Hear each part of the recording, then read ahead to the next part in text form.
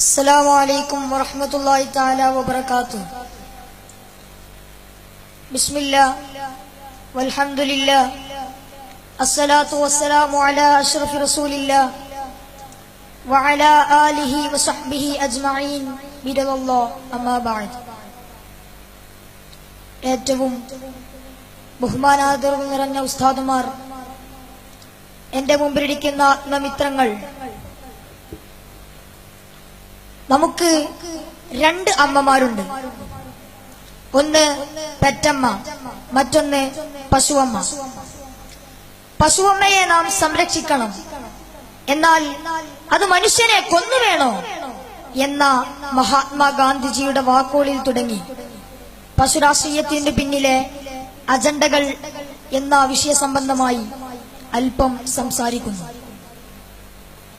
വികസന കുതിപ്പിന്റെ കാര്യത്തിൽ രാജ്യം ബഹിരാകാശവും കടന്ന് മുന്നേറിക്കൊണ്ടിരിക്കുന്ന കാലത്ത് ഫോബ്സ് മാഗസിനിൽ ഇന്ത്യൻ കോടീശ്വരന്മാരുടെ എണ്ണം വർഷം തോറും വർദ്ധിച്ചുകൊണ്ടിരിക്കുന്ന ഒരു കാലത്ത് രാജ്യത്തിന്റെ മുഖം മിനുക്കുവാൻ അഭിവന്ദ്യനായ പ്രധാനമന്ത്രി ലോക രാജ്യങ്ങൾക്കിടയിൽ കയറി ചെല്ലുകയും രാജ്യാന്തര നേതാക്കൾക്ക് വിരുന്നൊരുക്കുകയും ചെയ്യുന്ന ഒരു സമകാലിക ലോകത്ത് കേവലം ഒരു നാൽക്കാലി കാരണം രാജ്യത്തിന്റെ മുന്നിൽ നാണം കെടാൻ വിധിക്കപ്പെട്ടവനായി ഇന്ത്യക്കാരൻ മാറിയിരിക്കുകയാണ്.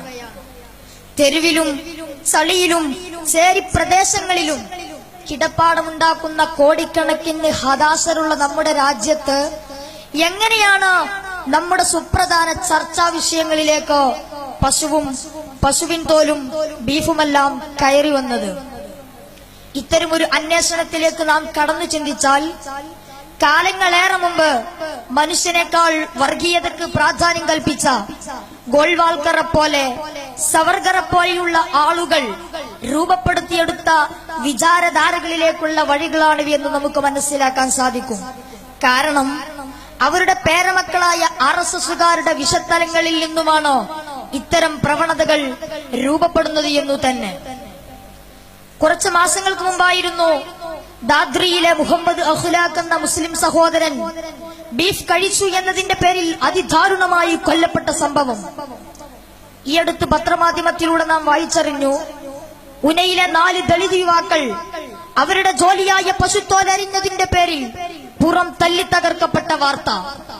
ഇவ்விധം പശുവിനെ കൊല്ലുന്നതും പശുത്തോലരിയുന്നതുമൊക്കെ ആക്രമിക്കപ്പെടുവാനും കൊല്ലപ്പെടുവാനുമൊക്കെ കാരണങ്ങളായി മാറുമ്പോൾ, പക്ഷേ ഇതൊന്നും സംഘപരിവാറുകാരന്റെ പശുസ്നേഹം കൊണ്ടാണെന്ന് വിശ്വസിക്കാൻ നിർവാഹമില്ല.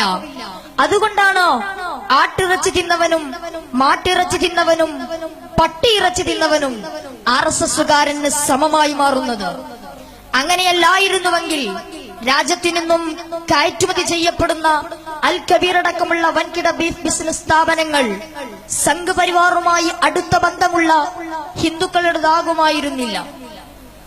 ഇவ்விധം പശുവിനെ കൊല്ലുന്നതും പശുത്തോലരിയുന്നതും ആക്രമിക്കപ്പെടുവാനും കൊല്ലപ്പെടുവാനും ഒക്കെ കാരണങ്ങളായി മാറുമ്പോൾ ഇവിടെയാണ് നാം ചിന്തിക്കേണ്ടത്.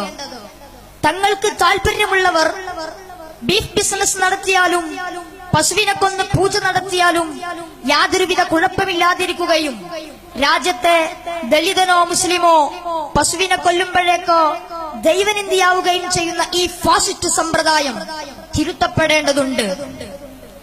നമ്മുടെ പൂർവകാല സ്വാതന്ത്ര്യ സമര സേനാനികളും ഭരണഘടനാ ശില്പികളുമൊക്കെ ഒരു ജനാധിപത്യ ഇന്ത്യയെ നമുക്ക് സമ്മാനിച്ചത് ഏതെങ്കിലും വിചാരധാരകൾ രൂപപ്പെടുത്തിയെടുക്കുന്നതിനു വേണ്ടിയല്ല, മറിച്ച് രാജ്യത്തെ ഓരോ പൗരനും അവന്റെ അവകാശങ്ങൾ നേടിയെടുക്കുന്നതിനു വേണ്ടിയാണ്. എങ്കിൽ മാത്രമേ നമുക്ക് ഇത്തരം സവർണ ഫാസിസ്റ്റ് പശുരാഷ്ട്രീയത്തിനെതിരെ ഒരു സുശക്തമായ പോരാട്ടം അനിവാര്യമായിരിക്കുകയാണ്. എങ്കിൽ മാത്രമേ ജനാധിപത്യ ഇന്ത്യ എന്ന നമ്മുടെ അഭിമാനം വരും തലമുറക്കും കൂടി ആസ്വദിക്കാനാവൂ. അവസാനമായി, മനുഷ്യന് മീതെ ഒരു നാൽക്കാലി സ്ഥാനം പിടിക്കുന്ന രാജ്യത്തിന് ലോകത്തിന്റെ നെറുകയിലേക്ക് നടന്നു കയറാൻ സാധിക്കില്ല. പശുവിനും പട്ടിക്കും ഒരു പടി മീതെ മനുഷ്യന് സ്ഥാനം ലഭിക്കുന്ന ഇന്ത്യയുണ്ടാവട്ടെ എന്ന് പ്രത്യാശിച്ച് വാക്കുകൾക്ക് വിട. ശ്രോതാക്കൾക്ക് നന്ദി. വആഖിറു ദഅ്വാനാ അനിൽ ഹംദുലില്ലാഹി റബ്ബിൽ ആലമീൻ. അസ്സലാമു അലൈക്കും.